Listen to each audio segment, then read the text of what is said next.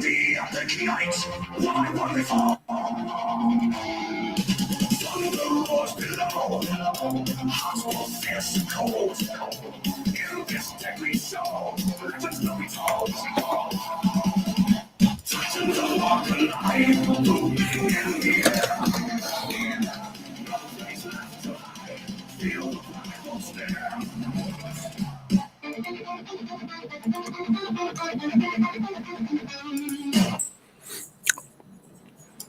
And hello, everybody. Thank you for joining us. This is the Old Man Vass. I'm happy to be here with you today. And every week on Saturday, we do our top 10 list in sci-fi. It is the top 10 sci-fi challenge. And this week, we have a first. So I know you've been seeing a bunch of guys up here with me. You've been seeing all their choices, and they're kind of into sci-fi. But this week's a little different because we decided to go with and we invited Jessica Fensky, who's Forest Mommy. She has Forest Mommy Universe, which is on Rumble. And we asked her, would you join us? I first met her on Larry Sharp doing the Sharp Club, and she's got a great show. I figured, let's bring her on. I mean, she's a girl. She looks better than me. She'll probably have great choices, except she's a newbie to sci-fi, kind of, because everybody knows more sci-fi and likes more sci-fi than they think. So it should be a very interesting challenge on introductory sci-fi. How do you get people into it? So, Jessica, how are you doing today? I'm great. Like I said, I'm excited for this. Because I bet it will come up a lot where I'll be like, oh yeah, I like that. I've seen that. Or, I'm sure that's going to happen because you probably do. We all love a lot more sci-fi than we think because it's always stuff that's like just a little When we were sending messages back and forth to each other, it was like, wait a minute, it's coming up with more and more sci-fi. You're like, oh, I remember this show and I remember that show. It's like, yeah, most people know more sci-fi than they think they do. And it's kind of funny. And I said, by the way, I'm an idiot. I'm looking at my notes. I'm looking at notes for other shows. And I said, Jessica, I meant Jennifer. No, Jessica's right. Jessica's right. Jessica? Oh. Yes. Isn't that funny? Jennifer and Jessica, like it's either or. It's interesting that J in 3 syllables. So no, yeah, you're right. Yeah. My sister is named Jennifer. Okay. So I always think Jennifer. Every time I get anyone who's even close, I always think Jennifer, like my sister. And I'm like, I have it in my notes. I'm like, Jessica's in my notes, but I'm thinking Jennifer. I'm like, wait a minute, which one's? I hate when see, folks, this is unlike my political show. I'm just an idiot here. I'm just like everyone else. I screw stuff up all the time. It's never perfect. No pressure here.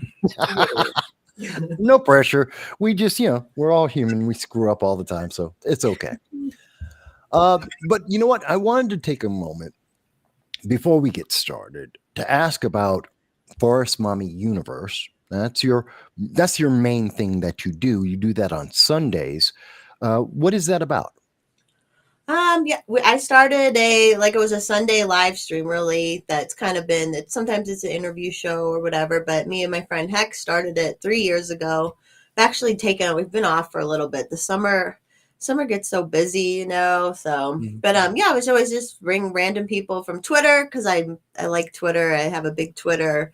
You meet random people through there, and it was like a great way to start just getting to talk to people and get to know people. So yeah, just kind of there's other people too that like split it off into their own little shows that they did. So that's kind of like the universe thing. But yeah, I gotta ask a question because the name of the show on Sundays, it's called Golden Showers. Yeah, and that just I've always wondered, and I never got a chance to ask you about this before, but why that title? So it was kind of a wordplay thing where obviously when you hear that word, you think of P, right? But I was like, I wanted to change where some people will hear that and now they'll just think of my show instead. You know what I mean? Like it'll just catches the attention. Yeah. So, I mean, it was just kind of a goof at first, but then it stuck. Because then even like my mom's like, which is my mom, I'm like, she was like, what? And I'm like, what do you know what that means, mom? She's like, yeah, everybody knows. Yeah, not So something you would expect. So not on the top 10 things that you expect mom to come out and go, I yeah, I know know. what that. She's like, what? Really? She doesn't say. I mean, she doesn't watch it. So, but she does. Like, she knows what it was called. I'm like, okay. See, and I thought it was because of politics. Politics sucks, so it's kind of like, you know, Yeah. pissing on the politics, that kind Oh, of thing. yeah. And it's, I mean, like you said, you started doing this. It's, I mean, we just had Trump here and he was here yesterday. So, like, and I Mhm. had friends down there, and this just been a different energy. And we've been attacking like the whole, like, stuff from the ground stuff. So, like, we have a different understanding of things, It's, oh, this is exhausting. But It has been very exhausting. Well, that's kind of the reason why I do this, because yeah, it lets us channel. We love to talk. We love to be around people and talk to people. But what's the saying I started? It's man doesn't live by politics alone. He needs beer, bread, and sci-fi. That's my kind of thought on that's it. it. So it's a little different. One, let me ask you before we get into the list itself. So when we were first talking about this, and you said, "Yeah, it sounds kind of cool," you mentioned to me you didn't know any. First, you said, "But I don't know sci-fi." And then we talked about a couple of movies. And you're like, no, but I know that movie, and I've heard of that movie, and I've seen that TV show. So there's things, and you're like, you even remembered Logan's Run from the 1970s, which is kind of old. That's classic kind of classic sci-fi. So I'm like, okay, so like most people, you know about and have probably seen more sci-fi. It's just not something that comes right on top of your head. Is that fair to say? Is that right? Yeah, 'cause the more I thought about it, I'm like, oh yeah, I knew that. I saw that. I used to watch that. I like that one. So, but I think maybe because I'm not into Star Trek or Star Wars, so I mean, like I enjoy them both, right? But I'm Mhm. like, I just don't think about them. I think when you have to be like someone who thinks about those a lot, and then you'll think about other sci-fi a lot too. Maybe so that's probably wrong, but Well, I think sometimes people think about the big marquee names, the big fandoms that are out there, and everyone goes, "Well, if you're not into that, then you're not into fantasy and science fantasy. If you're not into Lord of the Rings, well, no, there's a lot of stuff out there that's not Lord of the Rings. Hell, no. Game of Thrones is fantasy, but it's not Lord of the Rings. So you can Right. be it's still in that same genre. Same thing with sci-fi. The Expanse is a great sci-fi show. It doesn't have anything to do with Star Trek or Star Wars. Um, so I think that sometimes we think of the marketing and saying, well, you got to be into the marketing more than you have to be into just the genre, the kind of things you can do with it. If that makes sense. Does that make sense? Yeah, yeah, makes sense to me. And I So remember I took a yeah. sci-fi fantasy reading course in high school. I remember that too. So I Oh, was you had a introduced to great stuff. course. Yeah, Yeah, I liked it. yeah. In the Bronx, when I was growing up, I had a couple of teachers who used to be. They were Shakespearean trained actors, and then they went into teaching English, junior high school and high school, uh, which is great because we get to read King Lear and Romeo and Juliet. Best thing, I had this one teacher in junior high school at ninth grade. She was teaching us. She spent the entire year doing nothing but reading Romeo and Juliet and translating sections from Old English into modern English. And we always knew we had a really juicy section because she would just go beat red and blush, and she'd like get a little flustered trying to change what it actually meant into something she could say in a classroom. Um, and that was as close we got to sci-fi. I had to do it all on my own, so that was Yeah. kind of interesting. So you had a better teacher than me in a way. Um, but let me. So what we do for people who are new watching the show, I hope all of them are out there. We're always happy to see your comments as we go throughout the show. You can tell us, you like this show, you don't like this show, you rank it higher or lower. Maybe you have a suggestion of your own. More importantly, you're going to vote as we go through. So when we bring you and show you our top 10, number 10, you're going to decide, well, whose top 10 was the best? Obviously, it should be me because Old Man Vass is my channel. But of course, there's nothing wrong with going with Jessica and saying, oh, no, Forrest, mommy beat you. She has a better choice. Absolutely fair. Of course, I should win. But just saying I should win. That's all I'm saying. But anyway,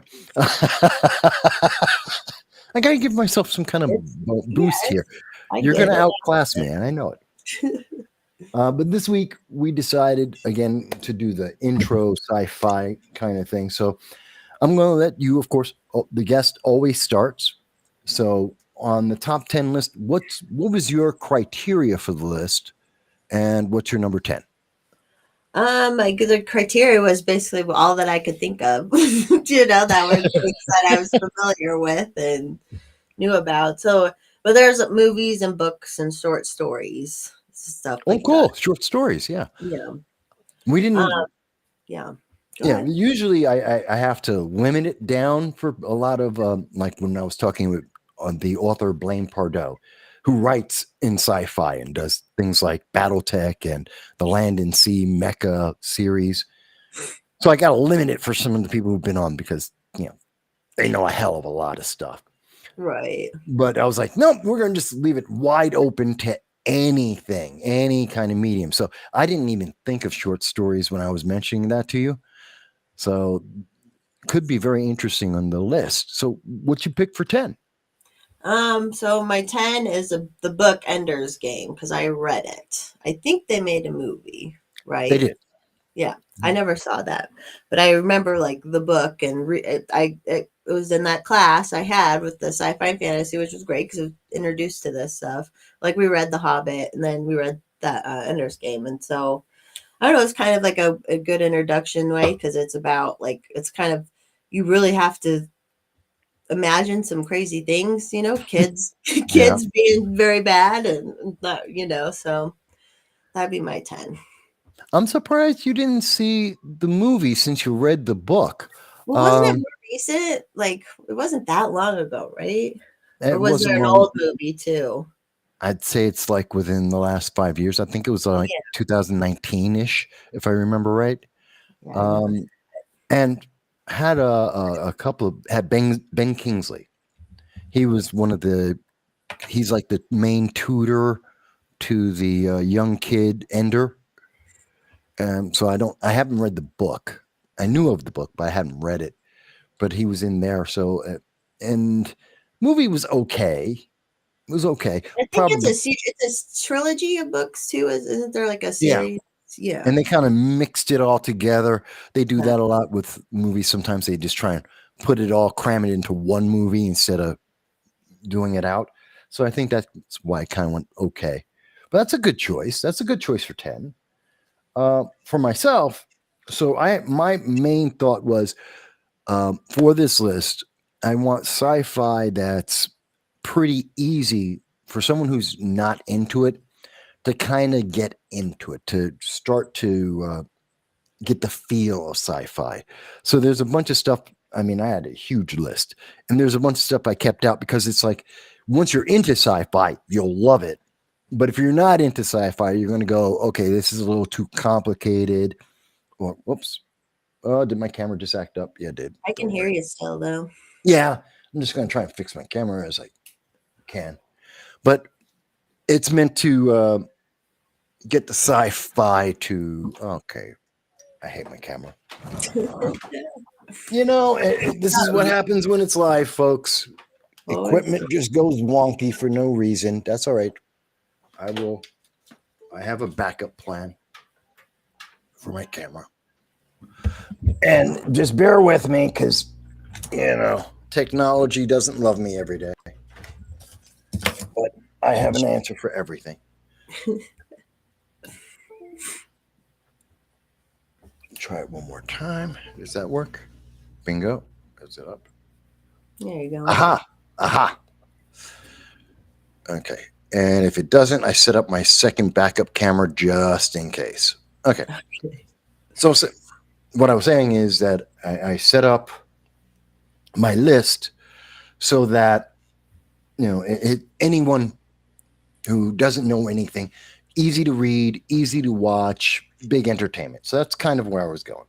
So my number 10 was also something that was a book and became a movie, but I picked the movie version.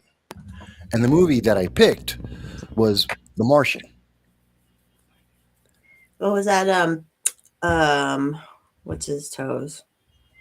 Jason, no, excuse me, he played Jason Bourne. Um, Matt Dillon, or right?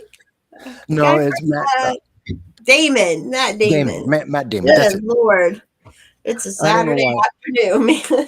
That's all right. Yeah, but because I was thinking of Jason Bourne, his the big character he's Right? known for. But Yeah, his other character. Matt Damon, yeah, it's him being stuck on Mars on his own, trying to figure out how he's going to survive and get back. Well, a lot of people don't. A lot of people look at it and go, "Well, that's a drama kind of, or suspense kind of." But actually, it's all sci-fi. I mean, it's a guy, an astronaut, on another planet, trying to live and come back home. I was going to go with Robinson Crusoe on Mars, which is kind of obscure. That's a 1970s movie, but it's a little too goofy. It's a little too B movie. But I figured, people don't realize. And I don't know. Do you think of The Martian? Did you see it? Yeah, that's where he grew the potatoes with poop and all that, and yeah, Exactly. yeah, Exactly. Did you really think of that as sci-fi, or did you think of it as something else? yeah. I guess in my mind, I just think space movies, but yeah, of course, that's like that's because it's not, especially one like that where it's something that hasn't happened and it's Hmm. you know like an Yeah, imagine. everyone thinks, well, sci-fi's got to be lasers and laser beams and all that, and it's like, no, no, it just has to have science in it. Sometimes it's just sciencey. So that's my number 10. But But maybe Jurassic Park. Would Jurassic Park be sci-fi? Just kidding. actually, yes, Right? There's something yeah, to it. The like creating a thing is kind of sci-fi. Sorry, go ahead. no, yeah, you're dead on it. Yeah, a lot of people wouldn't think of it that way, but yeah, it's science we don't have. Um, and it's using that science, and then there's a story around it. Sometimes it doesn't have to be all crazy; it can just be different. So yeah, Right. that would be a good choice for a list. But and again, folks, so now you know our top 10. It's the book Ender's Game versus the movie The Martian. Yes, I know there's a book. So my version was the movie, her version was the book. We know there are movies of both, books of both.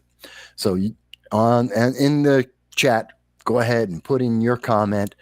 And I think on my one of my YouTube channels and on Rumble, you can super chat if you want to do that too. So okay, so we'll find out. They'll eventually give us our comment either after or during the show. They'll tell us where they think. What's your number 9? Okay, my number 9 was again something I remembered that I. So I'm not a gamer, Yeah. but I was the age of like when having apples at home and the internet started, and games, blah blah blah. So I did do a little early computer gaming stuff, and I remember there was this game called Duke Nukem Oh that yeah. that my brother-in-law had, and it was so raunchy, but and like older, like this was late '90s, I think, early Oh, it 2000s. was it was groundbreaking when it came out. Yeah. Yeah. Oh yeah, that So was it was early introduced. 90s, early 90s as I Yeah, it was. remember. Yeah, so I was probably it was after my sister got married, I remember, because it was her husband had it on their computer. But and that was kind of like, I mean, that was literally an introduction to video game sci-fi for me. That I never really did much else with gaming or anything, but did do that. Duke Nukem is a great There was choice. like strippers, I remember, like it was Uh-huh. just, and aliens, obviously, and And like demons and aliens, and it was on Mars. Yeah, on yeah, Phobos, on the it was moon of Mars. spooky. Yeah, yeah. I remember I was that was back when I first started working as a stockbroker. So it's maybe 94, 90, somewhere around there. And after I came back from Russia, after I came back from California, so it's right in mid 90s. And my buddy was working at Chase Bank, and he's IT. So I used to go over to his job after I would get off work, and I'd hang out with him, and I could play on their servers, and they had Duke Nukem because most computers couldn't run it. It was too much. So I could Right. run it on his, and I would just play in the servers in Chase Manhattan Bank in their corporate office. I loved So, that game. It was yeah. groundbreaking. I'll That's a never really forget it. I'll remember it forever. that's a really good number 9. Okay, okay. Uh, my number 9, instead of video games, I went to a comic book. And I know not everyone's into comic books. I know everyone looks at the comic books like, where do I start? I mean, there's 50 years of some of these comic books. Where do you start? It's kind of complicated. People think it's complicated to get into it. But in 1982, a brand new series, and it was a graphic novel. That was like a new thing. So it was like a book almost of a comic introducing you to some of the characters or some of the storylines that were going on in established comic books. And in 82, they came up with this brand new concept called the New Mutants. And it was really cool because in 82, I'm a teenager, and this was about teenagers who, as they were getting into puberty, all of their mutant powers, like the movies, the mutants. Well, when you get into puberty, that's when you kick in with these mutant powers. And these kids were figuring out, okay, what the hell is that about? And it was just brand new to them. And they're trying to deal with being teenagers, trying to date and figure out what it is to be this X-Man thing. And they're from all around the world. And they had some cool powers. Guy could fly. Another guy was super strong, but he wasn't super invulnerable. It's like I could punch him and knock him out, but if he hit a building, he could break it. It's like really crazy. A girl that could, she could make your dreams real. So if you have a nightmare or a good dream, she could make that actually real in front of you. So that's kind of cool. So it was really interesting. And it was another, again, that's kind of sci-fi, kind of out there, alternate world kind of thing. So, but that I think is a great way to, it's targeted towards teens, younger teens. It's an easy way to get into that and be like, that's kind of relatable in a way and kind of interesting. So that's why I picked it as my number 9. I don't know. Do you read comic books? I haven't actually. Just for the first time, went to a comic book store a couple months ago. It was Oh, interesting. Everyone was looking at me in there. It was great. All these guys in there. It was just like, who's this girl? So I love the attention. No, but I have my friend who he is very into it. And so like he was showing me what he got and all that. I remember like the only comics I can even kind of remember weren't real comics, but the Veronica comics. I remember like my oh sister. yeah, the Archies, yes, Yeah, and Archie Archie's stuff. Betty and Veronica. Mhm. Yeah, but not any of like what you would classically think of comics, I guess. No, I can imagine if their comic book store was kind of like the comic book stores I had back in the day. Um, don't get a lot of girls coming in, so it's kind of like when I also play Warhammer 40K. Used to do a big collection back in the day, and I can guarantee you there we'll have 50, 100 guys in there at any given time, and one maybe two girls, and it's just like, oh wow, they're here, more than welcome. No one's saying get out. In fact, no, bring your friends. Come in, bring in your friends. um, but it was always interesting. So I can imagine, yeah, you go back, they're going to be more than happy to have you there every time. Great. Um, so that's our number 9, and I'm just trying to update this in the comments to let them know what the choices are. So go ahead and so that was 9 and 9. Did you just do what's your number 8? My number 8, this one is going to be a short story. It's called All Summer in a Day. I don't know if you've ever heard of that. No. But it's basically on another planet that it rains all the time and the sun only comes out for a brief spell, and the kids are all excited. There's kids there that live there. They have to get their sun from like tanning things, like that. And so blah blah blah. They know that there's gonna be a break in the rain and they're gonna see the sun for a minute.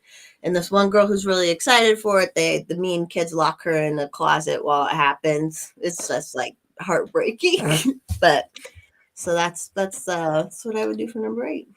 That sounds kind of cruel that they lock her. You got Yeah. one day and they lock you in a closet by yourself. Yeah. So it was like sad. That was like part of them, the kids felt bad afterwards and stuff. And she didn't get to see the sun. They were just being mean. That's vicious. Yeah. Did she like get them back or something? Beat them up or something?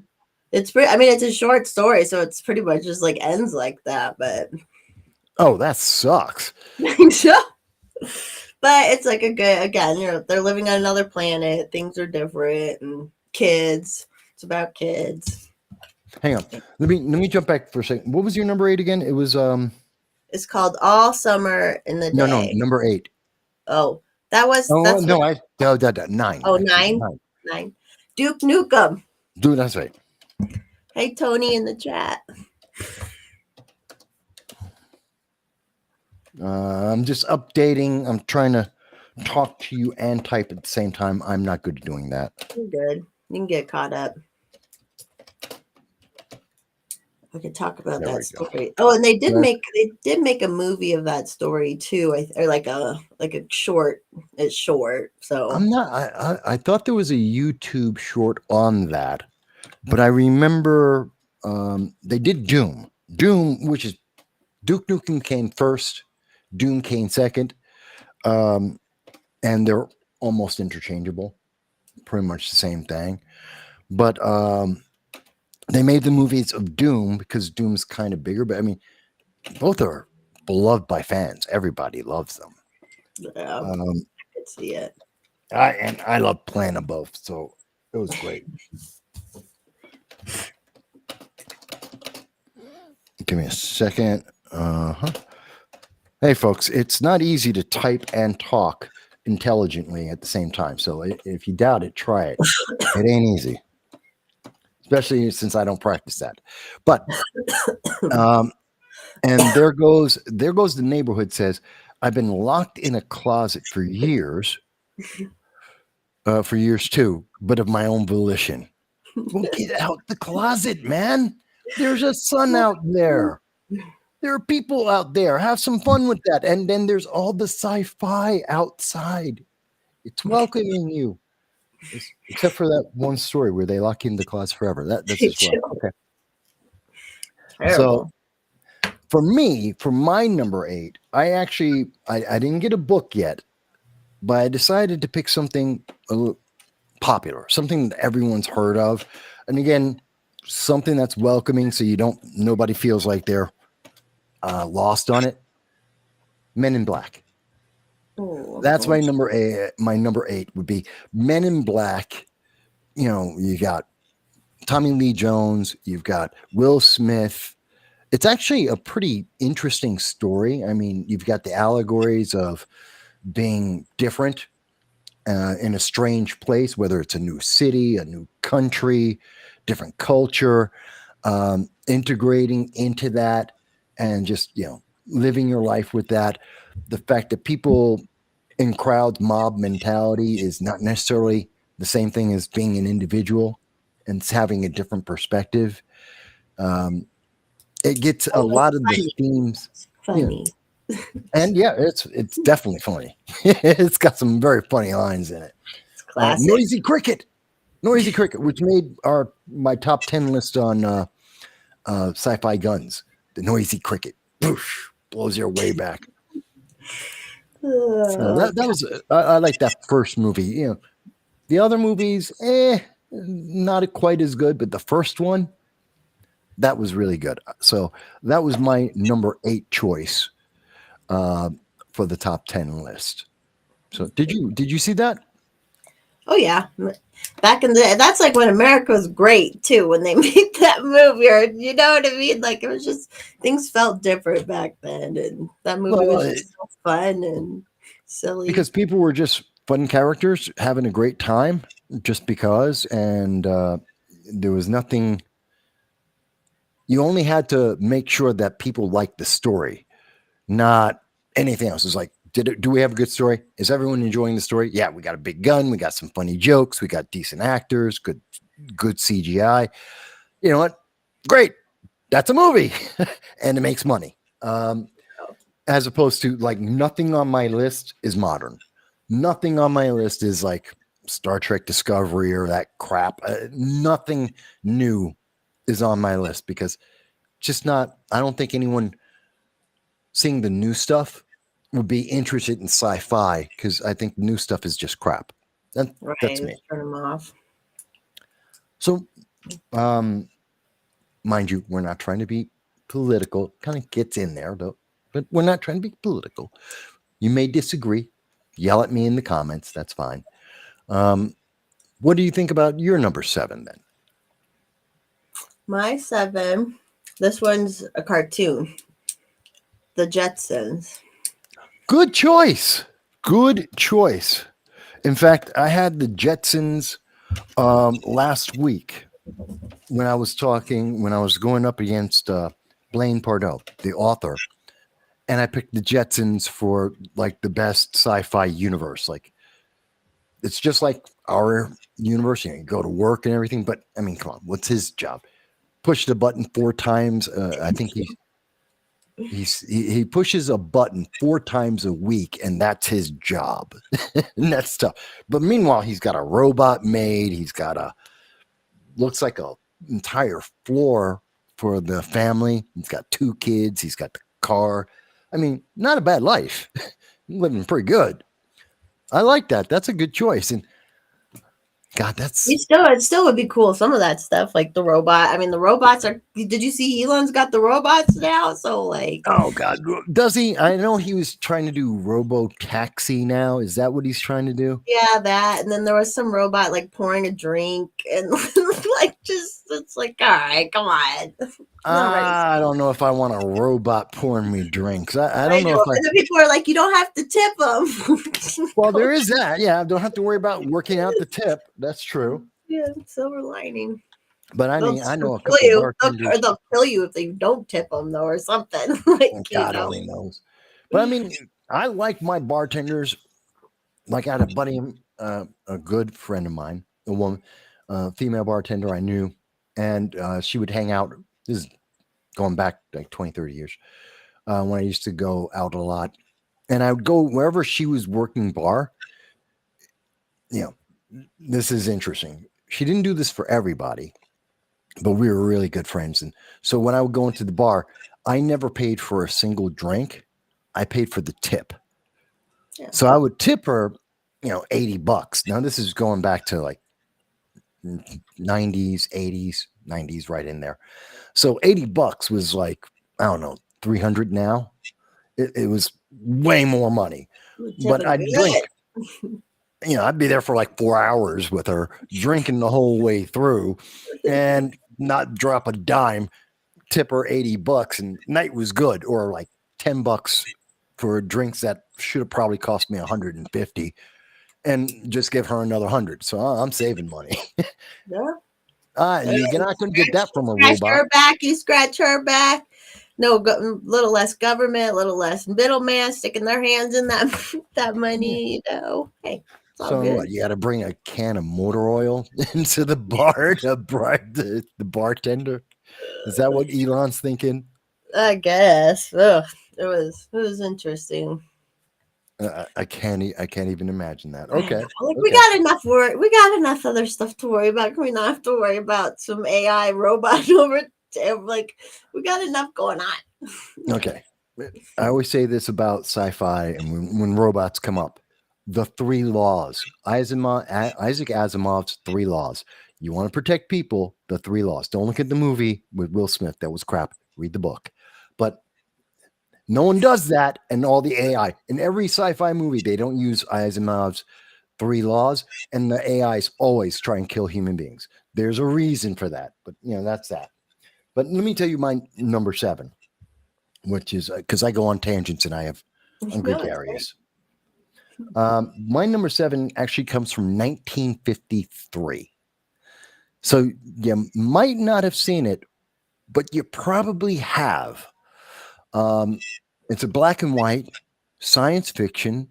It was kind of a B film back then, but you've probably seen it on, like, I don't know, TBS or CBS, something like that, because it's constantly getting replayed. War of the Worlds. So take the Tom Cruise version, flush it down the toilet. I hated that. I don't know if you saw that version. Did you see that one? I didn't see that version, but I knew about, like, because that's what they tricked people with on the radio. Didn't they read Roar of the World? And, like, I don't know if that's old wives' tale or whatever, but, like, apparently No, people that thought was it was real. real because they only had radio back then, and what do they know? No, the original version was it was on the radio, and people literally thought it was in New Jersey, and people were thinking that it really was happening because they didn't hear the announcement. They came in the middle of the show, so they didn't hear the announcement saying, "Hey, this isn't real. This is just a drama." And there were no TVs. No one had, like, one family in like 100 had a phone, so you couldn't call anyone, and there was no TV, uh, and you could barely get the radio to work. So they really thought this was, like, actually happening, and they literally were panicking. They had towns of people literally freaking out overnight, thinking we were invaded.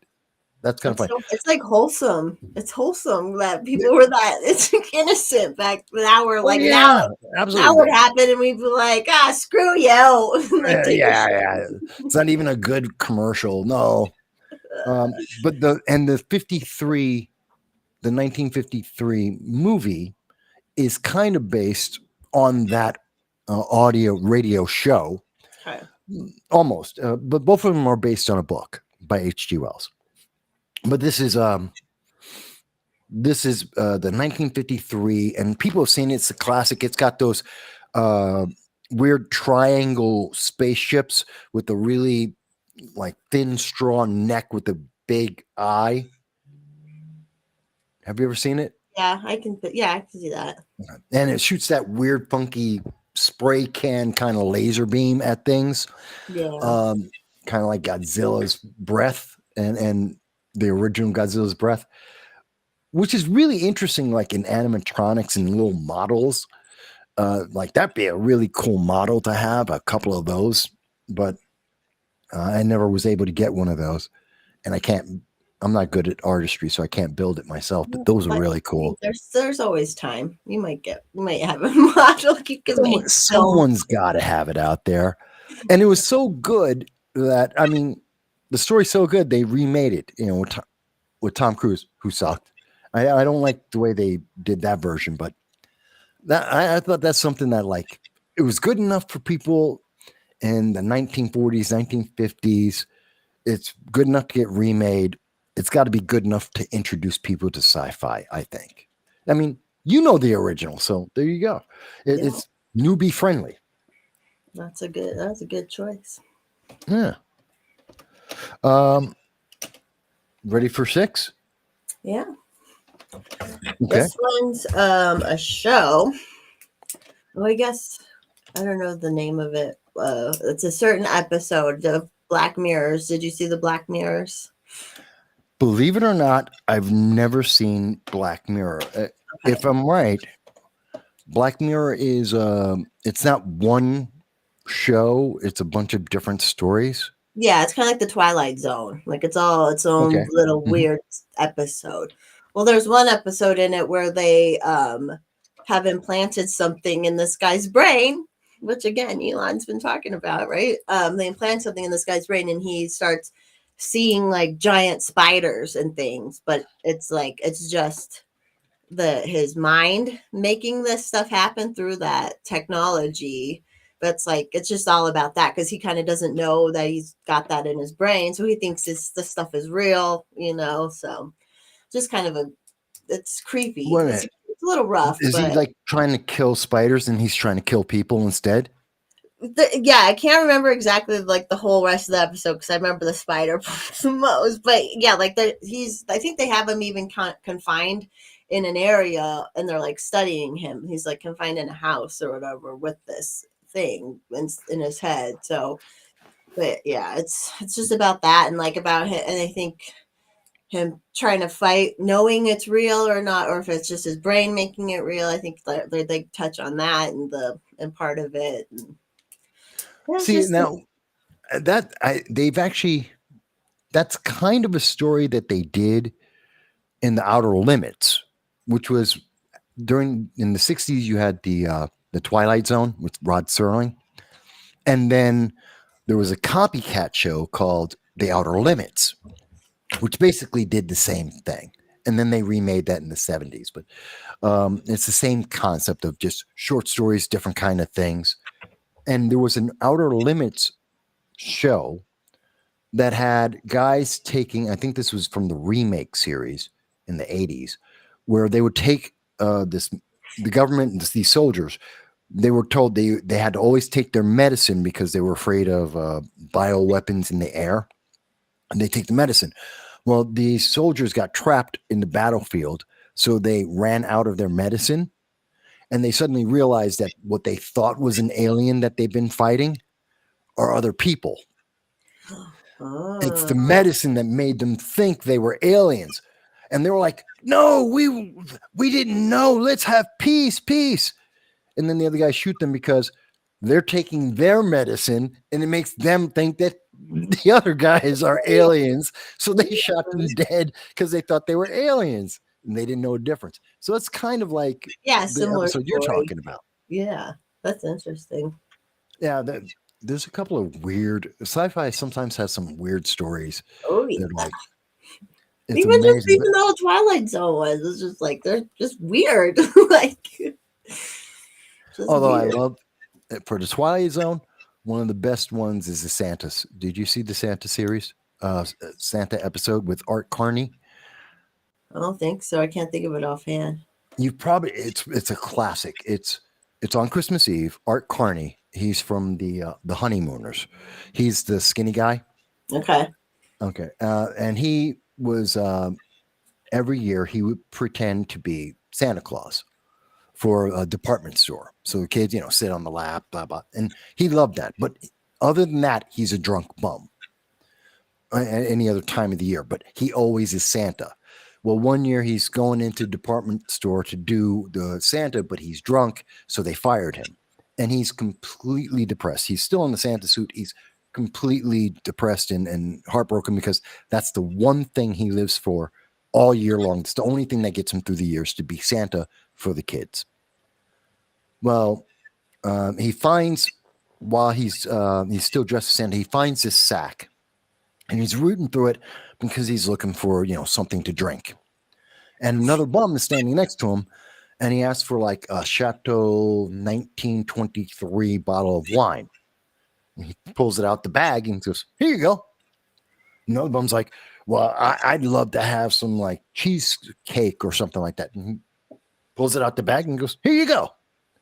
And he suddenly realizes that, like, wait a minute, you can just give us whatever we want.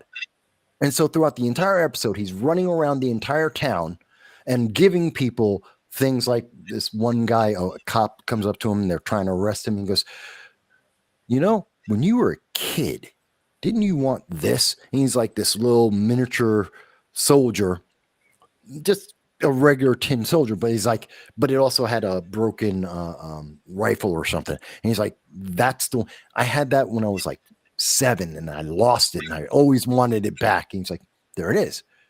Well, at the end of the show, it's not a spoiler because this is from the night. This is like as old as I am. This episode in black and white, but at the end, he goes and he's laying down in an alley. He's already had the police try and arrest him. Anyone else who looks into the bag, all they find is garbage. but he could give everyone a gift, whatever it is that they wanted. He goes off at the end of the night. He's laying down in an alley. He's going to go to sleep. And one of the other bums in the alley says, well, you never pulled anything out for yourself. What did you want? And he goes, the only thing I would ever want is to be Santa all the time. And so he starts to go to sleep. All of a sudden, you hear some jingle bells going, some bells, and all of a sudden you see these little elves come up, little people, and they come up and they're dressed up in the little green elf thing, and they're like, Santa, wake up, wake up. And he kind of wakes up and goes, Santa, come on, we have to go. We gotta get around the entire world. Let's go, Santa. And so he walks off. So he actually gets to become Santa Claus. Oh, that's kind of nice. Yeah, and Twilight Zone is not known for doing that. That's like one of the only nice ones ever. I know. I was trying to figure out which way it was gonna go. I'm like, what did they do? The things are all gonna like melt or something like that. Yeah, he's gonna find out he's in hell or something. Yeah. Rod Serling's not a nice man, but no, that's the one nice one. And I love that one. But I said all that, and I should have been talking about my number 6, which is an interesting movie. So I also kind of went sci-fi, well, not just sci-fi, but kind of science weird, it's about how you see things. You ever heard of the movie called Tron? Yeah. Oh, from yeah, 1982? Yeah.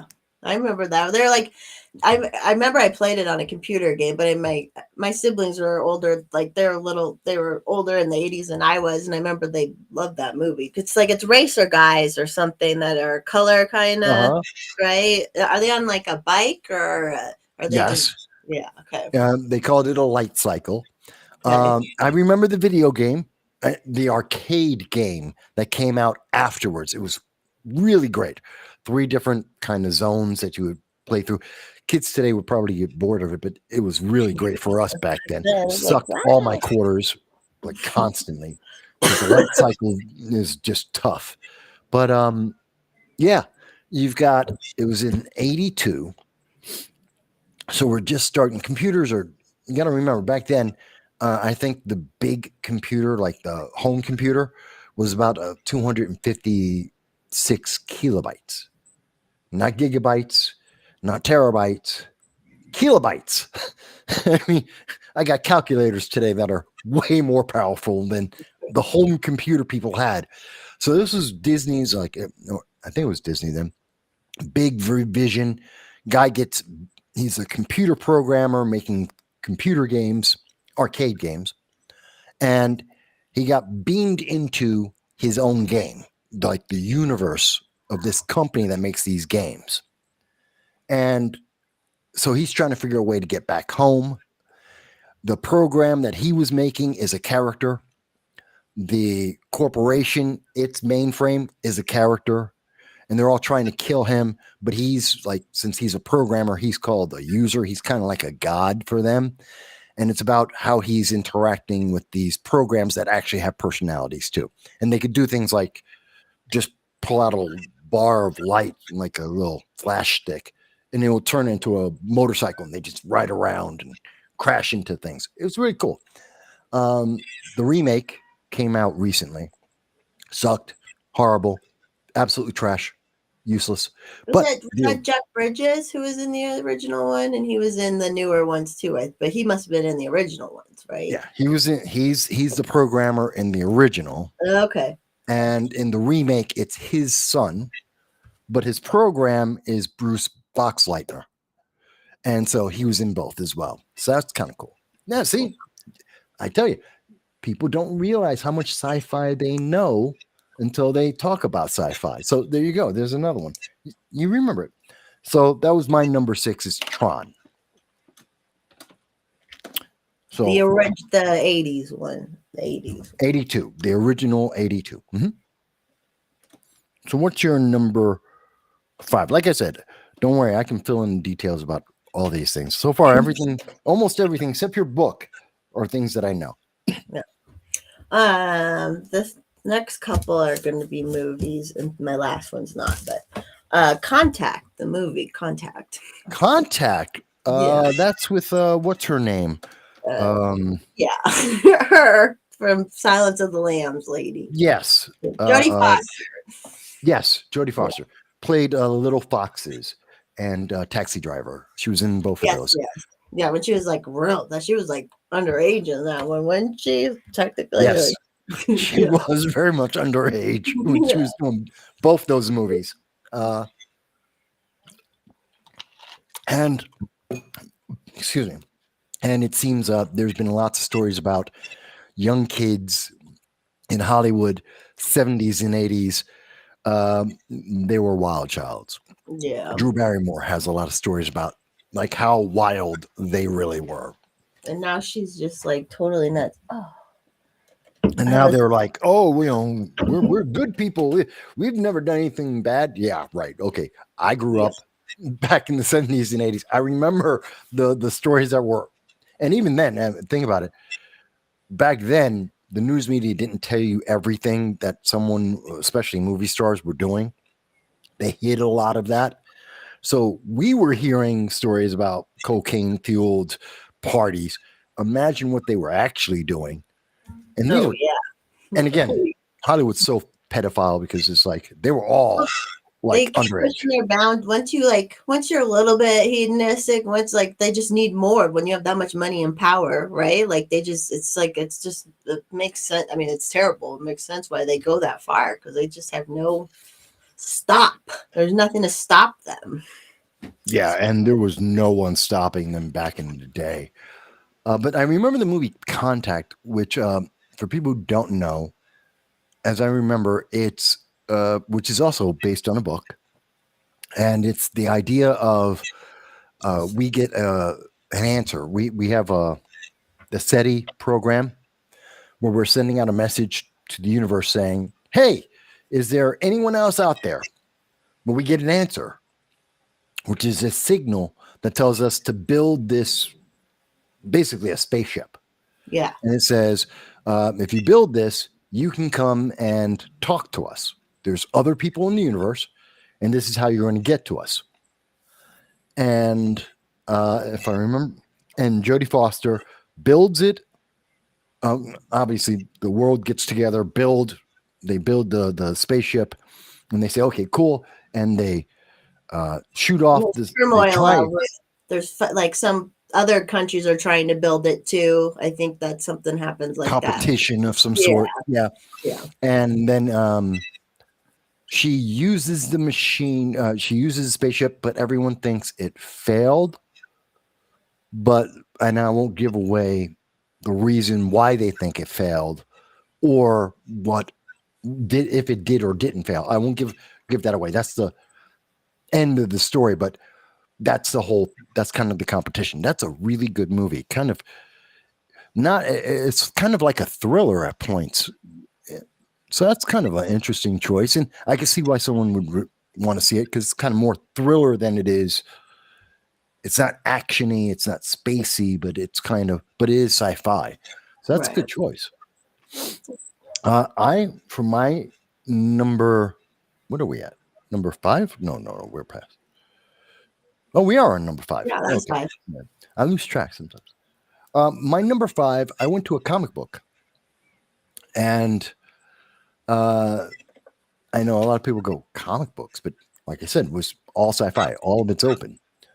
And again, I thought of something that is really great. They've never made this into a movie. Everyone has said they should make this into a movie or a mini series because it's such a great story. It's a classic amongst people who read comic books. And X-Men, mutants, they're kind of sci-fi, low end sci-fi we call it, or lo-fi. And it's from 1982. It's a graphic novel, and it's called God Loves, Man Kills. Now, Jessica, when you get back to the comic book store, ask them if anyone has a copy or they have the graphic novel to let you read God Loves, Man Kills, Okay. and just read it. It is phenomenal. It's one of the best short stories that you'll ever see, and it's got a visual to it, and they should really make it into a movie. Basically, it's about you've got this young girl, teenager, who has some abilities, and she's trying to integrate into a society that hates her just because she exists. And it's about that interaction of her trying to get along and them trying to hate her. And the ending of it is phenomenal. How it ends is phenomenal. It's such a profound statement about life. It's Okay. just a celebration of life, but it's really unique, and it plays on themes going back to the 1930s, and it's just as relevant today as when it was written in 1982.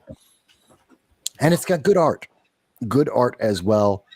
I really love that, so I would really recommend it, and I think that's kind of what you want for a introduction into sci-fi, something that makes you go, "Ooh, I can I can see that character. I can see that world. I can get into that story. It's kind of juicy, kind of like with Contact. Same thing. We got a good list of really interesting sci-fi here, kind of going everywhere. I like that. Yeah, I was kind of just trying to think of like all the different things and ways I have seen it and do remember it, because if I remember it, then obviously it, hit me. True. Yeah. True. Um. So we're at number 4, right? Yes. This one's another movie, and it's called Arrival. It's a more recent one with Amy Adams is in it. Basically, these aliens, they try to communicate with aliens. Um, they land somewhere somehow, and she's like drawing basically on like a sketch pad, trying to communicate with the aliens, and they put together the language. I don't know if you've seen it. Um. I think there's now. I remember there was one with Tiger Blood that was called Arrival or The Arrival. That what's his name? Charlie Emilio Sheen. Estevez's Oh, brother, Charlie Charlie. Sheen. Charlie Sheen. So Charlie Sheen had The Arrival, which takes place. It's about global warming. Oh yeah, this is Uh, just Arrival. this is It just was Arrival, Yeah, it was 2016. 2016. Yeah. So is that the one with the big octopus kind of alien things and smoke? With No, it's more this big spaceship thing that just like lands. It lands, and they basically get on it and start trying to communicate with the aliens. Like it sounds simple, but that's like what it is. They're trying to figure out how to do it. So and I think the main character, who is Amy Adams, like she's some speech or a linguistics professor. So it's a lot about language and the like if I remember right, it makes dots. It looks like ink dots basically, and that's how they're communicating with this alien ship. And it's just kind of, it's not too scary either for an alien. Like it's not scary, and it's kind of a happy one because they do end up communicating, but it's basically just Oh, all about okay. trying to communicate. So no guns, no invasion, no blowing up like the planet or anything. None of No, that yeah, stuff. it's a very calm one as far as that. I mean, but it's like suspenseful as they're getting on, because they eventually like, go on. They like this thing is here, and then they're like trying to get on it, so it's a little spooky trying to figure it out. But then once they get to this one part, and they're all in suits and like hazmat suits and stuff, but they get to this like part where it feels like there's a film, like uh what's the word I'm looking for, in between water and air, there's like there's something there kind of thing, and Barrier kind of thing. the Window. barrier, yeah, Mhm. like, and so that's where they communicate like on it, almost like a sketch pad, like they see it gets written on there, and then so that's Okay. all. Yeah. I haven't seen that one. That's something I tell you, the more I do this series, the more stuff that people bring up, and I'm like, I don't know that. I Yeah. want to read that, or I want to see that. So it's great. It gives me more stuff to spend the rest of my day just reading and catching up to stuff. Everyone's like, "Oh, I didn't know that." So that's kind of cool. I like that. For me, I went with something again, a classic, and this is from '82. Excuse me, 81, 1981. And you've probably heard of it before. It's called The Hitchhiker's Guide to the Galaxy, but not the modern movie. Again, that's trash. Throw it out, burn it. Don't ever watch that. Even though it had Alan Rickman as Marvin, which is fantastic, and people who know about the series know Marvin, great character. Alan Rickman, great actor. That movie was trash. No, no. What you want to see is the 1981 BBC original TV series. It appeared on BBC Two. They have like 3 channels, all owned by the government. BBC One, BBC Two, BBC Three. It was on BBC Two, 1981, and then it was brought over in the late 80s. You could see it on PBS, which in New York was Channel 13, and you could see it the entire series, and it was just made for. It was made cheap, but it was better than all the high tech graphics. And do you know the story? You know what the Hitchhiker's Guide to the Galaxy is? No, but it has like a libertarian meaning to it, or isn't it kind of an anti-government like feel to it or something? Maybe not. Maybe I'm thinking of Not quite. So the here's the purpose of the Hitchhiker's Guide to the Galaxy of the TV series is the answer to life, the universe, and everything is 42. Did you know that? You maybe heard this sometimes because I know people sometimes put it on tweets and such. it's like a number, a magic number, kind of, or like It's the answer to life, the universe, and everything. That's 42. The problem is, what's the question? And that's what the whole show is on one level. That's what the whole show's about and it is satirical, and it is comedic, and it is also very serious at points in the entire. And there's actually a series of 5 books written by Douglas Adams, who's now passed away, but great writer. He has a very unique way of writing things, kind of like in a first person. So he's kind of like talking to you as he's writing. And his lead character is this English guy named Arthur Dent, who's absolutely ordinary British guy. Nothing special. He's got no powers. He's got no super skills. He's just a average common guy who suddenly gets introduced to the fact that human beings are not alone in the universe. In fact, they destroy the earth for a highway. They destroy the earth for a highway. He's like the last human being in the universe. And he's got this book, which is called The Hitchhiker's Guide to the Galaxy, which will tell you everything, including what is the answer to life, universe, and everything. But it doesn't tell you what the question is. And it's really, really funny. And they did it with like almost no money in the 1980s, better than the movie that came out, so much better. If you want to laugh, this is something that will make you laugh. Okay. So that's my number 4. Before we go to the number 3, did you have any alternate choices? By the way, to the audience out there, I see you guys, you're popping in, you're popping out. You're like, oh, which one are they up to now? Don't just read the chat. Leave a comment. Yeah. Who is winning? Which ones do you think are the best intro to sci-fi? Did we pick something so far that was your first introduction to sci-fi? Either a first book, first movie, first comic book, video game, whatever it might be. Is there a better choice in a different rank? I want to see the comments from you guys. If you're live, put it in the chat or super chat it. That'd be nice too. But if you're watching it after the show, then just put it in the comments. Um, so before we get to 3, we always like to ask. There's always something that didn't make the list. And sometimes a lot of things don't make the list. So let me ask, what is there anything that didn't make your top 10 list?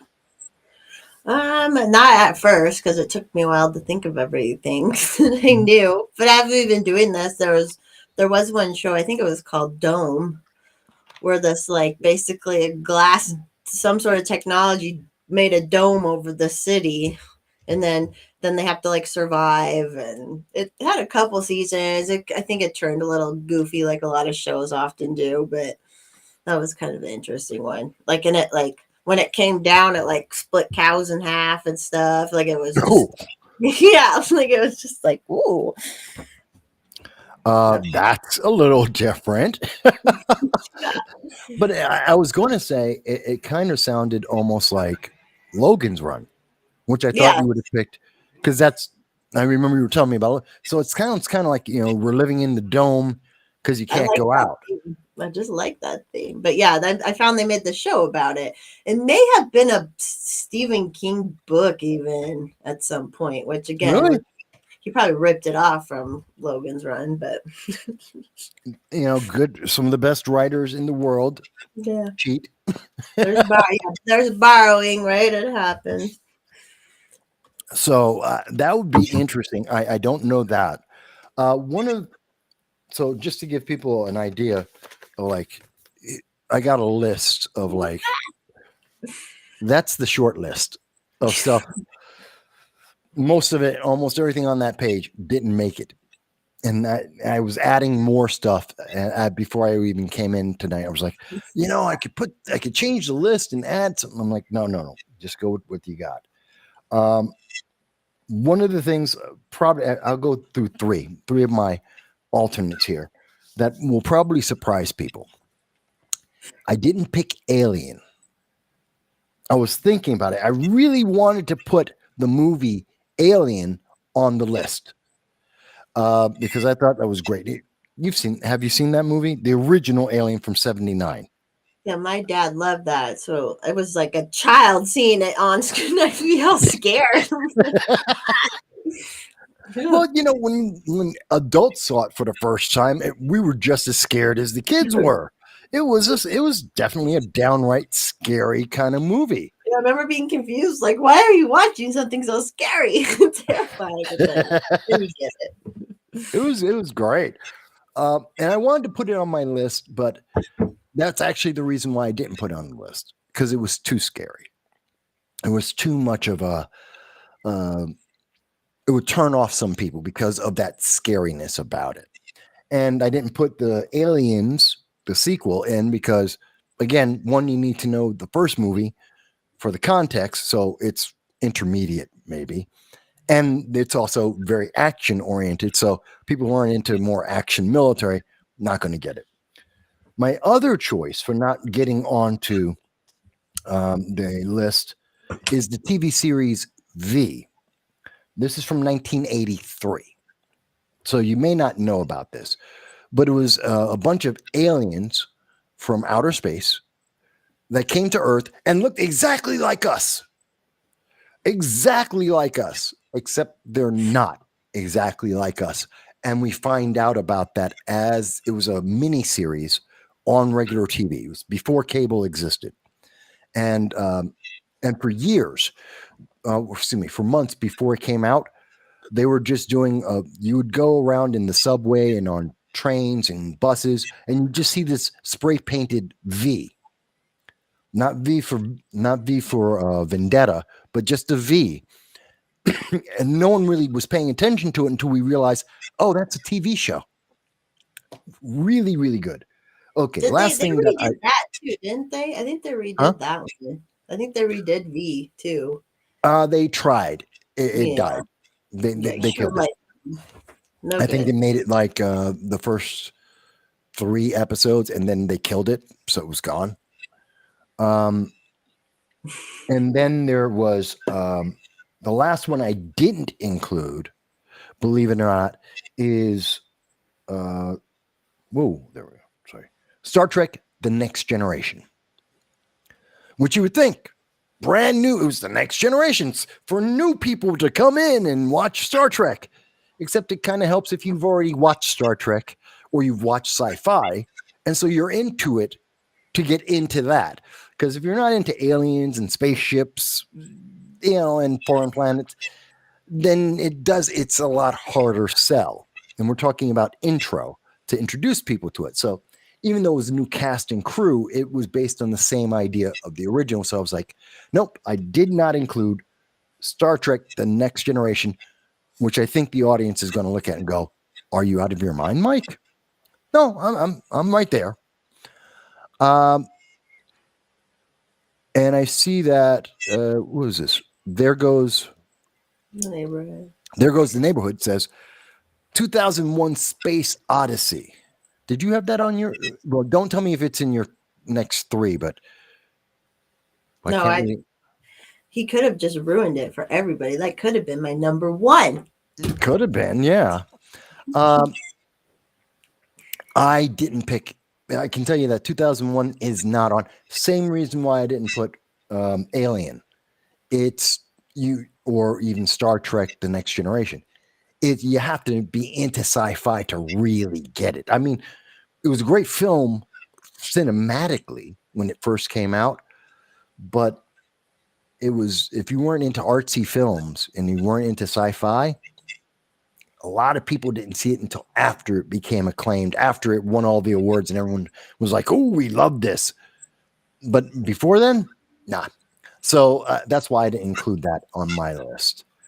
Nowadays, what people would think, like, because I mean, it is good, but it's like weird, the monolith to house, like it just, it's artsy, and I wonder what people would think nowadays. Yeah. And it was old technique. It wasn't, CGI. Yeah. Let me ask, by the way, this channel is not political. Let me say that again. I like how that's This just channel, random. yeah. And so when you drop in a political comment on a channel that's not supposed to be political, guess what? It gets removed. I like There You Goes get the removed. Neighborhood. Is that a graphic novel? Yeah, exactly. So I don't. Bye. Bye. Yeah. So gone. We're getting rid of that. That being said, number three. What's your number three choice? Okay, it was funny that you brought up Star Trek, but so I brought up a Star Trek movie, the whale episode. I don't know which of them it is. It's number four. Star I Trek think. 3. 3, yes. And they have to go, it's the old school people, the Scottish guy, it's like that crew, and Scotty. Shatner, I believe. Yeah, and like they have to get the whales to the new world or whatever, and I love that episode. I just love that movie. We all had watched that a lot growing up.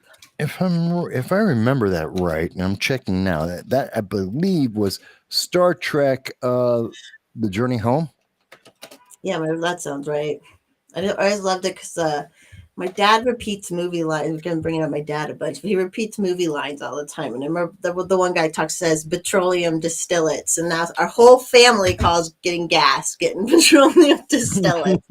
It's one of those weird things that sticks in your family, Well, that's from 1986, and I'm wrong because it wasn't Star Trek 3.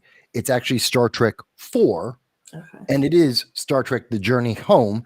It's when they go back in time because they got to get a sperm whale or a hump whale, a blue whale, some kind of whale, a big whale, a really big whale, and they have to bring it to the future because some aliens wants to talk to the whales, and we don't have any anymore. So Yes. I remember that one, That's and a good one. it's the first. I It's kind think of Spock fun. curses for the first time in that one. It's what? I think Spock curses for the first time in that one. Wow. If I remember it correctly. I could, I might not, but I think I'm pretty sure it is. So that's a pretty good choice. That was actually a popular one. A lot of people like that one because it was in San Francisco too. That's right. Yes, that's right. Modern day San Francisco. And Scotty makes invisible titanium or something like that. It's really cool. I mean, I remember odd things in all these. It comes back to me. So that's a good choice. I also was kind of inspired by TV, but I went in an entirely different direction. I was uh, I was inspired by a TV show from the SciFi channel, which I don't like the SciFi channel at all. Hate NBC. I think they were horrible. But they had this series. It's called Eureka.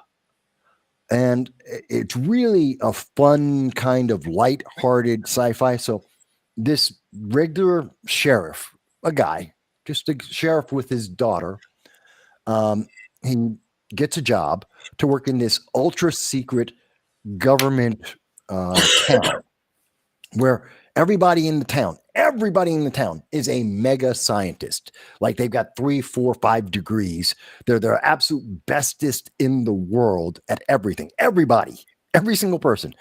Um, and they all use science for like super advanced science that no one else in the planet has to do everything from having coolers, and they can make any meal that you ever wanted. They can just snap and make clothes all the time. And the whole thing is that this guy, this sheriff, is trying to deal with these egghead scientists that are super brilliant and always trying to experiment and blowing stuff up and not hurting anyone, but just blowing stuff up and causing all kinds of problems and nearly killing the planet, like blowing up the entire planet over and over again because they have no common sense. And he has common sense. That's like the only thing he has. They're like, you're an idiot, but you have common sense. And it's just funny to watch him as a regular person deal with these eggheads who think they're so superior, and yet he's the one saving their ass every single time. And he has a house that Elon Musk would have loved because his house is an AI called Sarah. Oh. And and he has conversations with his house about like everything. Sarah with the H or no H at the end, do you know? You what? Like is it I don't. S-A-R-A or S-A-R-A-H? This is important. I think it's with an H. Okay. I don't know. Good. Cat's question. a no H. Her name's Sarah, no H. That's a good one. All right. So before we go to 2, I do see a couple other comments. Can't get away from the right. Oh, no, what there's makes you another. think you're seeing this guy talking about sci-fi and they're like, we're gonna go talk about Israel? Yeah. Sorry, we're not doing politics here, so that's another one getting blocked. All right, and making fun of his. Let's see. Well, yeah, folks, we're talking about sci-fi. We're taking a break. I understand this is on several channels, and one of my channels is normally political. That's tomorrow. Show up tomorrow, Sunday at 2:30. We'll talk politics. This is about sci-fi all day long if you want. Tomorrow. Yeah. Tomorrow I will do. My show is 5 hours, at least 5 hours long on Sunday. More than happy. And you can always check out Forest Mommy on Rumble. She's got a show too. You can get all the politics you want, but not right now. So anyway, going forward from that, did you have anything else on your alternate list before we mention number 2? No. I do. I did not include in this list The Terminator, which is Arnold Schwarzenegger, Michael Biehn. We had Sarah Connor, who's a badass, no doubt. Well, actually, in the first movie, she's not. She's a damsel in distress, which works because she's the only one who survives. Everyone else dies. Great story. But again, you have to be into that whole action and sci-fi and be willing to believe that there's a cyborg or robot running around out there. So I didn't include that. And I didn't include Doctor Who. Now, a lot of people have heard the name Doctor Who. It is the oldest sci-fi series, actually, pretty much any series running on television. It's been over 60 years. So a lot of people would think, "Oh, do that," but like, where do you start? Well, you'd have to go back to the Fourth Doctor and watch it forward. Maybe you could watch the Ninth Doctor or the 10th Doctor and It just catch it keeps from there. But going. It just keeps going and just yeah, they just changed the main character is called the Doctor. The Doctor is the first Doctor is an old British man, a grandfather, and he's actually an alien called a Time Lord, and they can travel through time and space. They have these ships that can change their shape on the outside to fit into anywhere they go. Except the Doctor steals a broken one. So his always looks like a blue police box. So you've seen that's that, a right. Yeah, I was British just blue saying it's police like a box. telephone booth or something. Yeah. Yeah. And it's called the TARDIS. Wow. Time and moving through time and well, anyway, it looks like a blue box, but when you open it up, it's immensely huge inside versus what it looks like on the outside. And he's just alien. And when he dies, he turns into another version of him. There's only 13. There's only 13 times they can do that.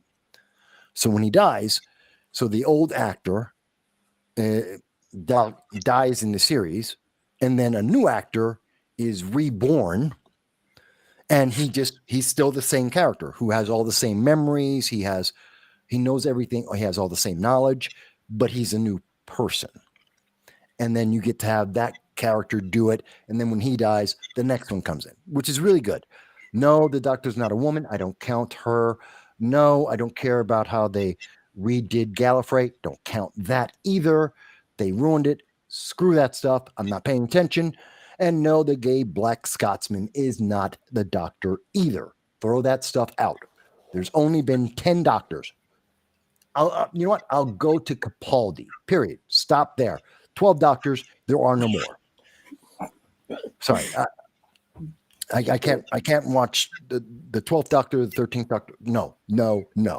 They do not exist. Stop at Capaldi. That's it. But again, this is the problem with the show, which is why it's not on my list. But let me ask you, what's your number 2? My number 2 is now Logan's Run. I'm going to do that, which I know You it's did make cheesy, it. and some people may not like it, but if you are the kind of person who loves old cheesy things, it's a perfect sci-fi movie. And it's just like, I guess maybe I'm feeling nostalgic about it more than anything, but I was thinking, I like the idea of it.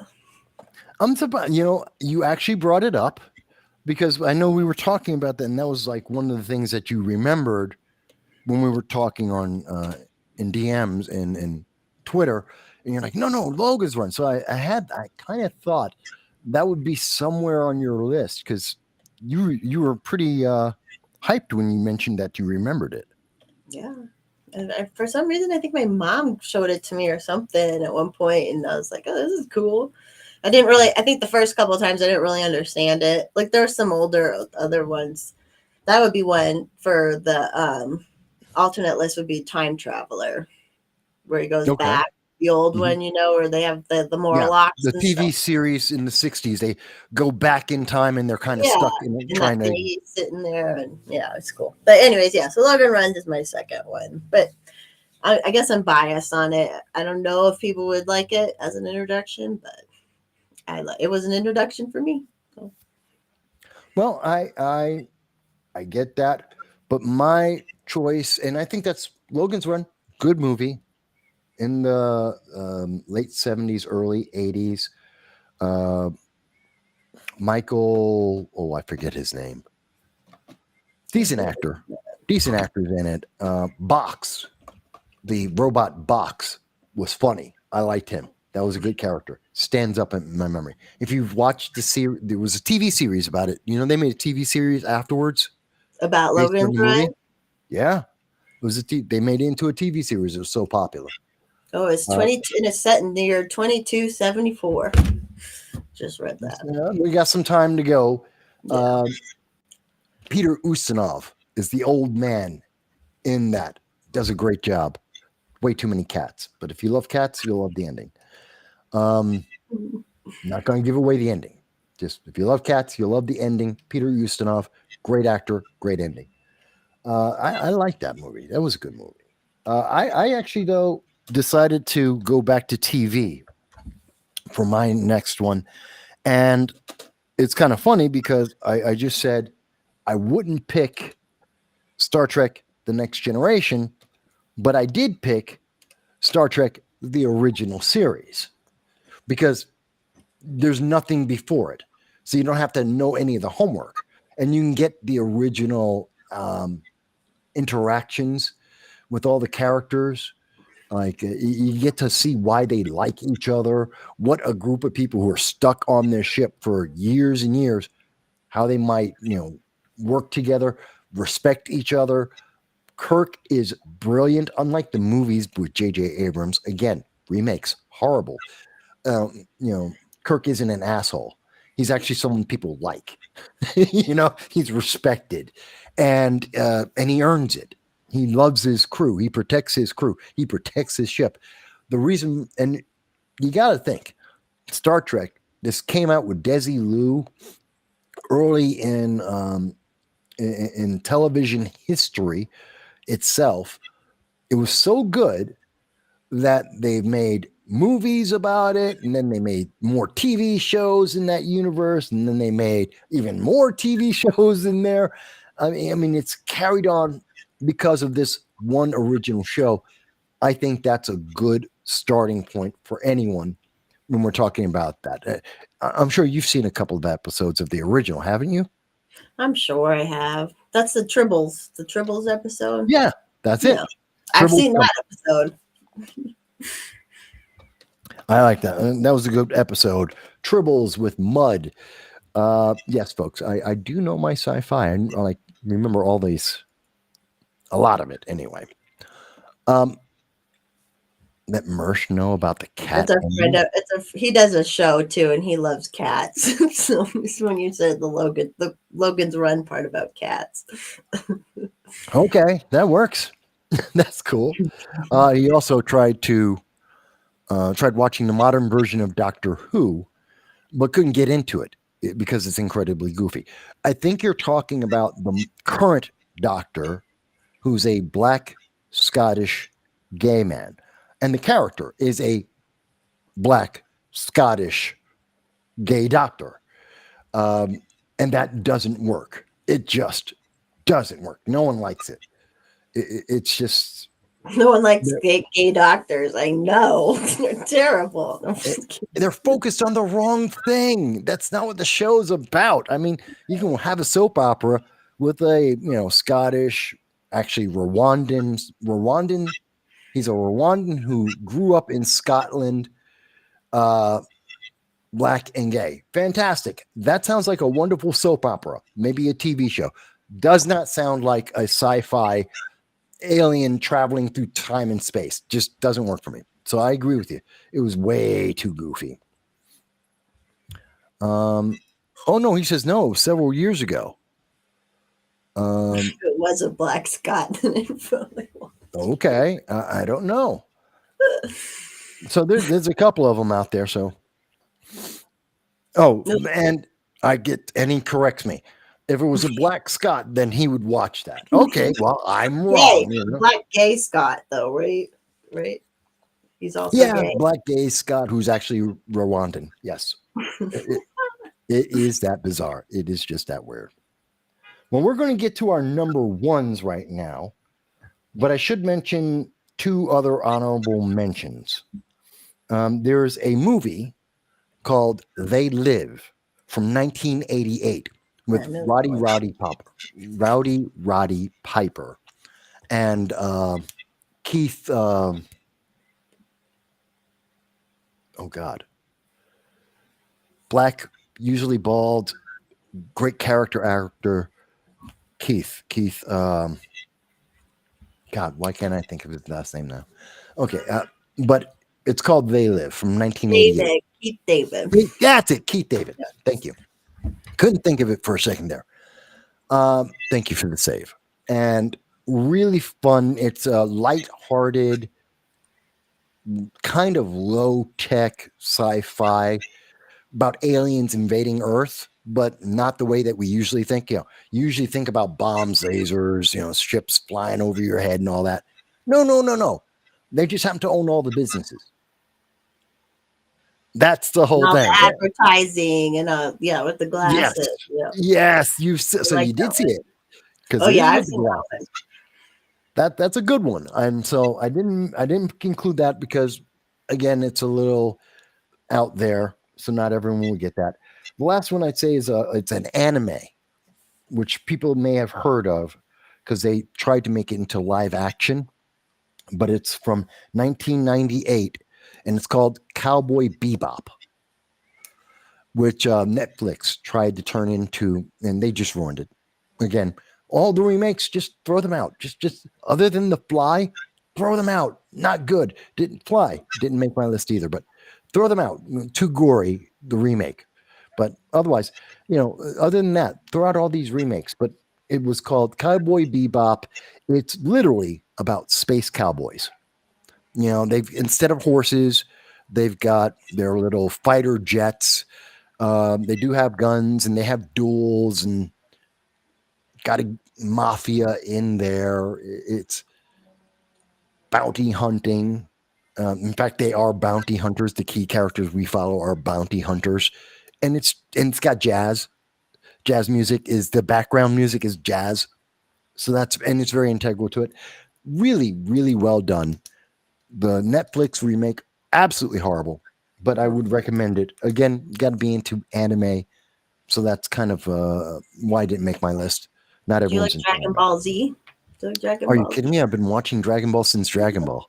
This is a fun. It's. I just realized like there's a large population of black men who love Dragon Ball Z. Like, and it's just like Well, there's a this huge population of for 86 everybody. I know. It's million just like it's people. funny. It's just funny how people yeah, there are black people who like anime. It's allowed. Massively. Okay. You know what? You know who that is? That's the guy from Dragon Ball Z, right? Yes, Yeah. but do you know which one? I don't know his no. I don't know their name. That's Vegeta. Okay. Vegeta is the man. The two best characters in all of Dragon Ball, and this is controversial. Okay. All right.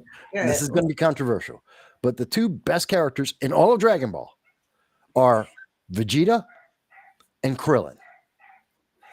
Vegeta started off as a bad guy who became a good guy, who became a bad guy, who's a good guy, has a family, loves them dearly, and is arguably the second most powerful, if not the first most powerful being in the universe. He's a badass. No hands down on that. And Krillin is inarguably, and I know people want to argue about it, but inarguably, he is the most powerful human being. If it weren't for the Saiyans, Vegeta and Goku, he would be the most powerful human being. He'd be a god. He would rule the entire planet. He's that powerful. And you wouldn't know it. He's a little short guy, bald. Well, most of the series has him He doesn't bald. abuse his power. Is that what you're saying, or he No, does? he's a really good guy. Okay. And he's got a wonderful wife. She's a android who's also super powerful, just as strong, if not maybe even slightly stronger than him. He has a daughter, and he's just really, really chill because there's nothing on the planet that can hurt him. He fights intergalactic entities because he's just that powerful. There's literally nothing you can hit him with on the planet that would ever hurt him. So that's kind of cool. That's cool. Um, I should start getting into Dragon Ball Z. oh yeah, oh yeah. Going on Watch forever. Dragon Ball. Watch Dragon Ball. It will take you into Dragon Ball Z. You will love it, Okay. and you'll understand. Vegeta rules. Krillin rules. That's it. And People want to argue, go to the comments, argue with me because they rule. And trust me, there will be people who will argue about this. This is amongst the fans. This is a big thing. To make Oh. that statement is kind of big. But let's go to the number ones. What is your number one? You might get mad at me for it, but this is just one that Never it mad. just is the show Lost. What? The show Lost. So there's technology on it. They have to go into this hatch and type it. There's some crazy technology. Did you ever watch Lost? No. Okay. So it was a whole thing when it first came out. Because it was back in the day when things were different in the world and technology, and TV and everything. And so it was a show and it was on ABC. It was J.J. Abrams, unfortunately, which I understand the criticism of him. But the first couple seasons of this show were amazing because it was like they landed on an island, they crash landed on an island, but there's this smoke monster. And there's this smoke monster going around, and it's like so scary in the show, but not scary, but like just interesting. And you don't know what they're doing. And every time they eventually find this like society that's been running experiments with the island. So the island has some sort of technology. It went 8 seasons. I think I don't even remember the end, but it was a stupid ending, whatever someone told me. But That's the the first one. couple seasons were like so cool and just so interesting and so like unique. So that's my number one. Everyone remembers that the ending, J.J. Abrams can't end anything. TV And he had show, so movie. much to work with this one too. He could have made everything like eventually the smoke monster ended up being like this guy, and like that wasn't cool. Like that just made it stupid. Like yeah, I can see like the whole thing. Like yeah, time travel. There's all this time travel going on, and I think it was like supposedly they were in hell or something like that, where it was like you had all this setup for cool stuff that was like what's the island? The island is on like some magnetic timer that they have to like sit. It was really cool, but then it just turned dumb, unfortunately. And that's the problem with J.J. Abrams and everything. But I did hear a lot of people. I remember everyone was going crazy about how it ended, and they were really pissed off. Kind of like Game of Thrones season 8, especially, and also, Game of Thrones episode 6 of season 8, which was complete trash. Trash!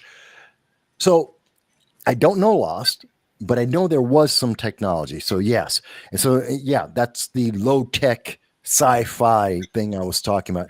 It's still sci-fi. A lot of people don't realize it, but nope, that's sci-fi. It's just that low tech version of sci-fi. So that's kind of cool. Yep. And even There Goes the Neighborhood was mentioning. And by the way, thank you for the comments. There Goes the Neighborhood. He's We do great. appreciate that. Too. I think he's from your parts of the world too. And he agrees with you even more. The intrigue was the mystery of it all. Then they tried solving things and giving answers, and the answers weren't as cool as the mystique. Ruined it all. Yeah. But the first, like, I could watch the pilot episode. I could watch that like any day, like every day. Like it's so good because it's just they set it up so good. Okay. At the time, I was watching Farscape, which I love. And if you're into sci-fi, you'll love Farscape. You'll love Farscape. If you like Dragon Ball, you'll like Farscape. Not for the same reason. I get one thing at a time here. Yeah. Well, Farscape's a great series. Claudia Black, she's been in a lot of TV shows recently. She's done very well. Ben Browder, you may have heard of him. He's been in a lot of TV shows. The entire cast, fantastic people, really did great jobs. But that's not on my list. All right. Even though it's one of my favorites, didn't make my list because you got to be into sci-fi to really appreciate the humor and the wackiness of it all. So instead, I picked Star Wars. The OG, the original, the only Star Wars. We didn't need chapters. We didn't need versions. It was just Star Wars. And then it became Chapter 4, The New Hope. But it's really just, when you say Star Wars, I saw Star Wars, you mean Chapter 4. You mean New Hope. You mean the original with Luke and Vader showing up, and nobody knows what the hell is going on. You got the Death Star, and it gets blown up, and Han for the first time, and Princess Leia for the first time. And this is the way Leia should be introduced, not that stupid Obi-Wan TV series. Forget it, throw it out your mind. It didn't happen. It was someone's drunk dream. Ignore it. No, this is when you get to meet Leia. This is when you get into that. And like you're saying, Lost went 8 seasons. Well, Star Trek, Star Wars, 40 years. God knows how many movies and books and cartoons and video games are still being made about this. Even though the stuff we have today is crap, the original stuff was fantastic. You can go through the first 35 years of everything connected, everything up until Disney touched Star Wars. Fantastic. They had they had extended books in the universe and everything. I mean, it was still alive. But it all starts with that one story, which That's when everyone it could get. starts in the cold too, or it's snowing with the. Is that with the? That's the second one. That's Empire Strikes Back, and you're Okay. thinking of the planet called Hoth, which Was is the all start of cold. that movie. And he Yes, cuts it's a open nice his planet. animal's gut. Yes, that's the beginning of Empire Strikes Back, second Okay. movie. But First. the first movie is just the Tatooine, the desert planet, and then everything else is in space. Okay. And they fight the Death Star. And I mean, and it's such a compelling. Everyone loved these characters, all the characters, because you could see yourself in all the characters. Yes, you can do that, and you enjoyed watching these people. You enjoyed these characters going through this experience, and you had highs where things were going great for them, and then you had the lows when everything went wrong and everything got screwed up, and they were devastated. You could really enjoy that, and so that's why it's my number one, because it really encapsulated all of that, and has lasted and grown, and it's part of the reason why we have the not Comic Cons but the Sci-Fi Cons. They didn't exist until a bunch of sci-fi people, like 200 of them, got together and said, let's all have a convention talking about Star Trek. That's where it all came from. And now we've got, cons in every city, and they're huge, and they've got all that stuff going. All that came from a bunch of Star Wars fans and Star Trek fans saying, no, we love this stuff. We want to talk about it more. You know, it's interesting, even at the Renaissance fairs, because I live right by one, I like going. There, people have started wearing. It's kind of like a con where people start wearing their weeb outfits and start they dress like they're Really? going to any Comic Con. Yeah, there's even furries. There's been furries. Well, what's a furry doing at a Renaissance fair? I'm like, and they're all like prancing around. I'm like, get out of here. Like, let's keep this at least a little bit. Like, there's kids, And although it is the Renaissance Festival where people are like yelling profanities and you have the wench show and all that, but still, yeah. I remember I went a couple years ago and I started seeing them like, oh, there's more like space people or people dressed up in space outfits or. I can't imagine. Why would anyone go to a medieval Renaissance fair when dressed as some space alien? They just don't like that. They don't like the old school dressing up, but they want to dress up as something. I don't know. That's what a Comic Con's for. That's why they have Sci-Fi Cons. Go there. I mean, look, I love my fandom, and I love fantasy as much as I do sci-fi, and I enjoy some of the costumes that people pick, men and women. Some of them are just fantastic. Have you ever seen a Space Marine, like a real life? Well, actually, do you know what a Space Marine is? No. Okay. After the show, you should look up what a Space Marine is. There's a video game that just came out with Space Marines. They're 8 foot tall human beings. Well, They used to be human beings. They're not really human anymore, but they're 8 foot tall versions of us in armor, firing mini rocket launchers, 40 millimeter self propelled mini rocket launchers. That's their handgun. Okay. Dang. They are, Oh, they're powerful. bigger and stronger than Superman, and there's armies of them. Okay. They single? Are they single? Just kidding. Yeah. But they don't, the only thing they do is war. Yeah. All They don't right. have girlfriends. Mm. They are ultimately celibate.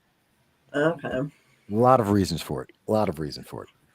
Guardsmen are regular humans, or are really, really in shape regular humans that are military, trillions of them. Yeah, they'll date you in a heartbeat. But Space Marines, no. Right. Good to know. Sorry. Good to know. Yeah, but when you look it up, you'll trust me. There's fan art for everything. There's a Oh yeah. rule 30. There's a rule 34 for that too. Anything terrible you could think of too is out there. It's like the Yeah, worst. rule 34 is scary. But there is a lot of fan art about Space Marines that no worries. Anyone's fantasies out there, they've drawn it already. But I thought we got a pretty good list. I thought we had a Yeah, pretty there's good stuff I list here. gotta look up. I gotta watch that you have. Yeah. And I think most of the people watching were enjoying it. Yes, Twin Peaks, great show, not sci-fi. Not sci-fi. That's more fantasy, I think. Yeah, I'd say it's more fantasy, but it's not sci-fi. But I love Twin Peaks. Good show. Good choice. That's what the dead girl wrapped in the plastic, right? Yeah. Mhm. Yeah. And he had the visions, and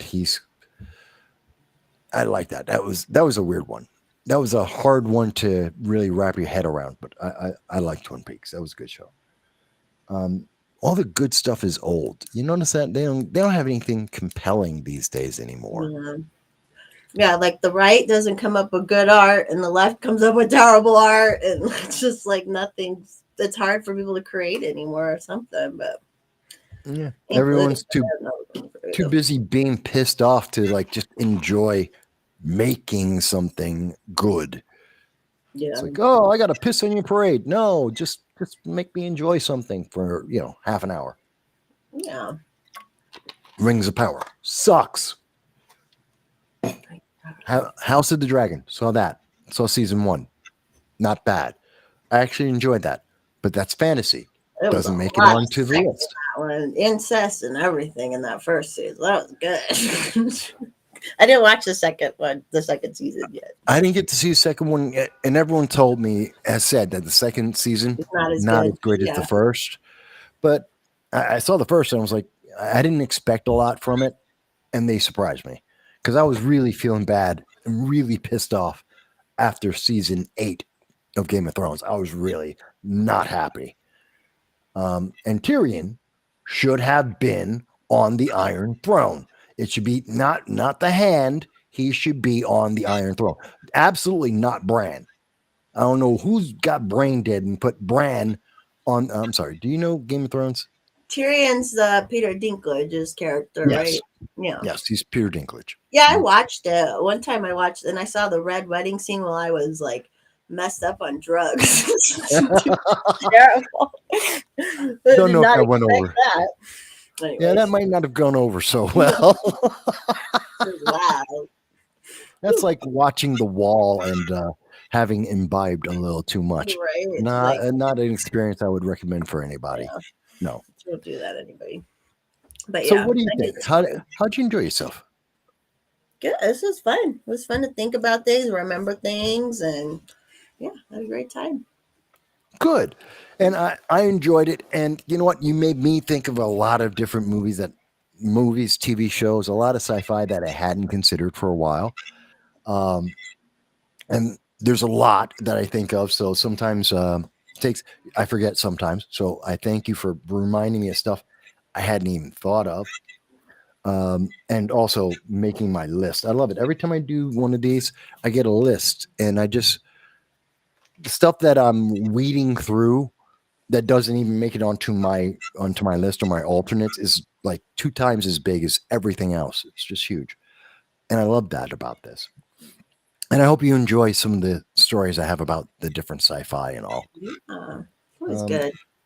Couple things to look into. But please tell people what are you going to be doing next? Just follow me on Twitter at Forest Mommy. I will get back to streaming again some point soon, but I'm just so drained. I do a lot of politics stuff out here, like the actual politics. So I'm busy. I'm always having to record meetings online and all this stuff. So that's what I do. So Twitter's the best place to see. Ooh, full screen. Hey. I hope that And was you have a lot of shoes. really good. And you got a ton of shoes. Ton of shoes. Yeah. I haven't really worn them since like COVID, basically, but it's art. And I ain't gonna put books back there because let's face it, there ain't no way I would have read that many books ever. No, I'm sure you have plenty of books too. No doubt. No doubt. But hey, everyone's got their passion, their love. So that's okay. I want to thank you not only for the first time that we first met on Larry Sharp's show, the Sharp Club on Monday, and also inviting me onto your program, but I thank you as well for taking time to jump in here. And I knew it. I told you. I know you know more sci-fi than you think you do. Right. And I'm right. You did. I'm really glad that you were able to have a good experience with this. And for the audience out there, please remember every Saturday at 3 o'clock, this is what we do. I try and find people. And if you know somebody that you want, if you want to get Ben Shapiro, if you have a contact for him, tell Ben, come on in. I'll have a conversation with Ben. We'll do something sci-fi 10, a top 10 list. I don't care. If you've got somebody, hey, AOC, she's welcome to come on because it's not about politics. And if she's into sci-fi and she's got a top 10 list, I'll be happy to hear it. I will win that one, but I will be happy to hear it. No problem. Whomever, if you've got contact and they want to be doing this, let's do this every Saturday at 3 p.m. I'm looking forward. Remember, in the comments after the show, write in who you think won. Who had the top 10 list? What did we forget? How would you have ranked it? I look forward to hearing all of that.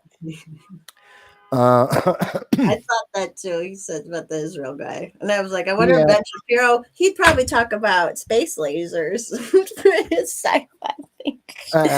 I couldn't think of anyone right off the top of my head. I was going to go, Donald Trump, but it was like, no, that's way too far. I was trying to think of someone less political and I couldn't think of anyone. I was just trying to make the point, but that's why I said AOC. See, balance. You balance. You covered all your bases. Yeah. All right. With that, I thank you, everybody. I hope you're going to be well. And here comes the outro. Oh. Bye.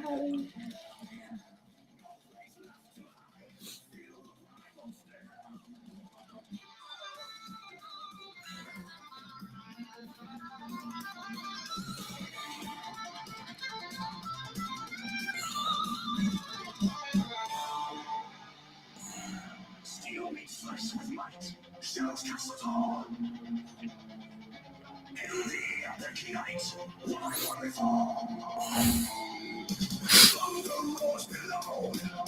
Hearts grow fierce and cold. In this deadly show, legends will be told. Titans of walk alive, looming in the air.